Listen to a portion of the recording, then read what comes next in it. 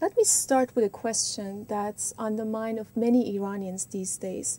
Will there be a U.S. or Israeli attack on Iran's nuclear facilities? Oh, we believe very strongly, and President Bush has made very clear that this problem with Iran about its nuclear technology can be resolved diplomatically. That is what we're working on.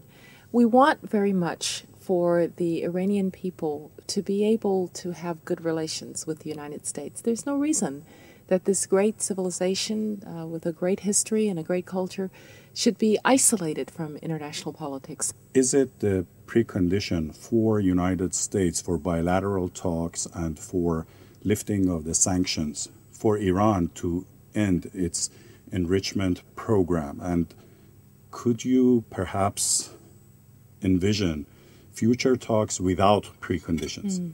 Well, the reason that it's important for Iran to suspend its enrichment and reprocessing, to come to the table once it is suspended, is that we shouldn't be in a position of talking while Iran continues to improve the very technologies that could lead to a nuclear weapon.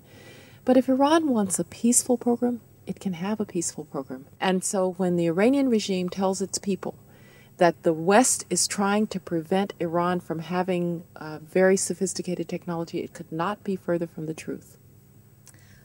There are press reports in the U.S., and they're quoted by Iranian media, that Washington is spending $400 million for covert operations in Iran. These reports claim that U.S. or CIA operatives are already in Iran or in neighboring countries working to incite ethnic unrest. How would you respond? The United States has made very clear that we are prepared to deal with the Iranian regime if it is prepared to change its policies. I know that from time to time the Iranians say, well, the United States is talking about changing the regime change. We have said we want to change the regime's behavior. That is what this is about. Recently, there have been reports about U.S. opening interest section in Tehran. Is that true?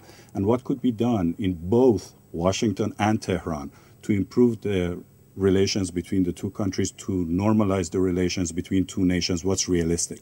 We have made no decision about an interest section, but we are looking for ways that Iranians can have access to the United States. I know that right now it's hard to get a visa to the United States.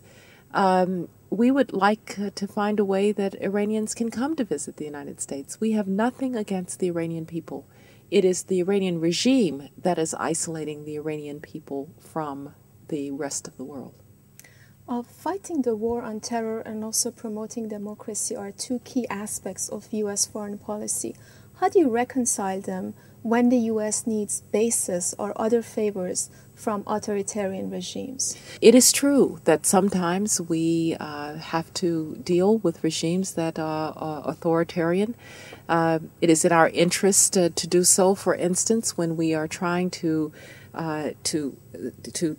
be against a threat or to have a defense against a threat, we have to sometimes deal with regimes that are not democratic. But the United States, and I do, and the President does, in every conversation, we talk about democracy. Because democracy is not a gift to Americans. It is something that every human being should enjoy. Thank you very much for your time. Thank you. Appreciate it. Pleasure to be with you.